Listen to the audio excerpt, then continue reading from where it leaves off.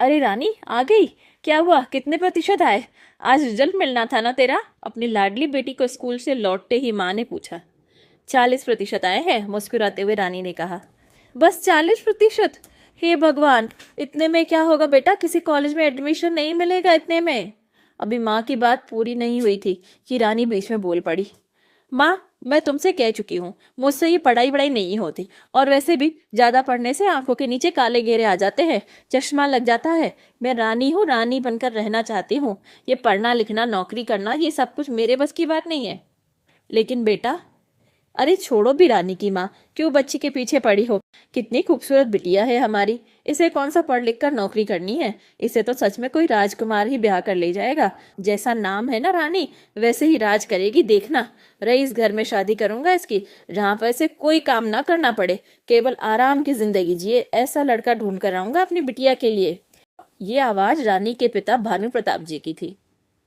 आप तो अपनी बेटी के लिए राजकुमार ही ढूंढोगे, लेकिन किस्मत में क्या लिखा है ये कोई नहीं जानता है। इसीलिए हर लड़की को आत्मनिर्भर होना चाहिए। उसे एक लायक होना चाहिए कि जरूरत पड़ने पर वह अपना भरण पोषण खुद कर सके, किसी पर आश्रित न रहे। रानी की माँ अपनी बात कह रही थी और भानु प्रताप जी उनकी बात को अनसुना करके अपने कमरे में जा चुके थे। रुक्मणी जी समझ चुकी थी कि यहाँ पर उनकी बात समझने वाला कोई नहीं है, इसीलिए उन्होंने भी इस विषय पर बात करना छोड़ दिया था।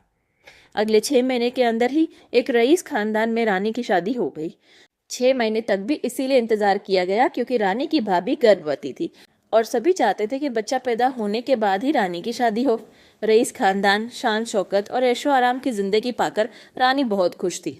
उसके पैर जमीन पर नहीं टिक रहे थे। जिंदगी की हर खुशी उसके लिए पैसा और आराम ही था और वो दोनों उसे मिल चुके थे। लेकिन कहते हैं ना कि भविष्य के गर्भ में क्या छिपा हुआ यह कोई नहीं जानता। शादी के 1 साल के अंदर रानी की जेठानी राधा का स्वर्गवास हो गया और घर परिवार की सारी जिम्मेदारी रानी पर आ गई। रानी ने ना कभी काम को हाथ लगाया था, ना ही कभी कोई जिम्मेदारी संभाली थी, लेकिन अब उसके लिए यह सब कुछ निभाना मुश्किल हो गया था। हालांकि सारा काम नौकर करते थे, लेकिन फिर भी नौकरों को काम बताना, घर की सारी व्यवस्था देखना, सास ससुर छोटा देवर, सबकी जिम्मेदारी अब रानी पर आ गई थी। इसी बीच रानी एक बेटे की माँ बन गई और छोटे बच्चे के साथ सब कुछ संभालना बहुत मुश्किल हो गया था। ऐसे में रानी अक्सर परेशान हो जाती। उसे तो लगा था कि वह राज करेगी, लेकिन यहाँ पर तो उसे काम करना पड़ रहा था। जैसे तैसे 6 महीने बीते ही थे कि जेठ जी को मनाकर सास निर्मला जी ने उनकी दूसरी शादी करवा दी। रानी तो वैसे भी जिम्मेदारियों से मुक्त होना चाहती थी, इसीलिए अपनी सारी जिम्मेदारियां नई जेठानी को संभलाकर रानी लड़ झगड़ कर अपने पति और बच्चे के साथ अलग घर में रहने चली गई। उसे लगा शायद अब वह जिम्मेदारियों से मुक्त हो जाएगी, इसीलिए अलग घर लेते ही उसने सबसे पहले 2 फुल टाइम मेड रख ली, जो 24 घंटे घर पर ही रहती और सारा घर संभालती थी, साथ ही साथ बच्चे को भी संभालती थी। अब रानी की जिंदगी बड़े ही आराम से गुजर रही थी। इसी बीच एक कार एक्सीडेंट में भानु प्रताप जी का स्वर्गवास हो गया और रुक्मणी जी बिस्तर पर आ गई। अब रानी के मायके की बागडोर उसके भाई भाभी के हाथ में आ चुकी थी। पूरा बिजनेस भाई संभालता था, घर परिवार तथा रुक्मणी जी की देखभाल रानी की भाभी करती थी। बीच बीच में रानी भी जाकर अपनी माँ का हालचाल पूछ लेती थी। हालांकि वह वहाँ रहती नहीं थी, क्योंकि अब वह घर उसे छोटा लगता था। बहुत सी कमियां नजर आती थी। वहां का खाना उसे पसंद नहीं आता था। तब रुक्मणी जी उसे समझाती थी कि वक्त हमेशा एक सा नहीं होता है, इसीलिए इतने नखरे मत कर। लेकिन रानी समझने वालों में कहाँ थी। लगभग 6 महीने बाद एक दिन अचानक रानी के पति की तबीयत खराब हुई। हॉस्पिटल लेकर गए तो पता चला कि रास्ते में ही अचानक हृदय गति रुकने से उनकी मृत्यु हो गई। रानी पर तो मुसीबतों का पहाड़ टूट पड़ा। एक तरफ छोटी उम्र में विधवा हो जाने का दुख, तो दूसरी तरफ अब वह आर्थिक रूप से कमजोर हो चुकी थी। ना उसके पास पैसे थे, ना ही ससुराल वाले उसकी मदद करना चाहते थे।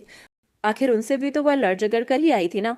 मायके की तरफ देखा तो वहां से भी निराशा ही मिली, क्योंकि माँ अब बिस्तर पर थी और भाभी से उसकी बनती नहीं थी। बनती भी कैसे? वो अक्सर अपनी भाभी को नीचा जो दिखा देती थी, कुछ भी उल्टा सीधा बोल देती थी।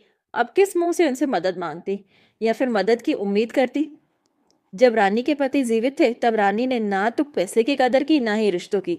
लेकिन आज वह अपना सब कुछ खो चुकी थी। अब ना उसके पास कोई रिश्ता था और ना ही पैसे जिसका उसके घमंड था। आज रानी को माँ की कही हुई बातें याद आ रही थी कि वक्त किसी ने नहीं देखा है। अगर पढ़ लिख जाओगी, आत्मनिर्भर बनोगी, तो समय आने पर कम से कम अपना तो पेट पाल सकती हो ना। लेकिन अब वक्त हाथ से निकल चुका था और पछतावे के अलावा रानी के पास कुछ भी नहीं बचा था।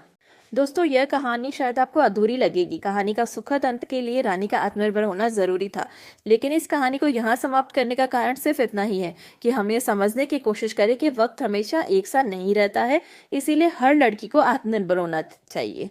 आगे की कहानी क्या होनी चाहिए कमेंट करके आप जरूर बताइएगा, और हमारे चैनल को लाइक, शेयर और सब्सक्राइब जरूर कीजिएगा। धन्यवाद।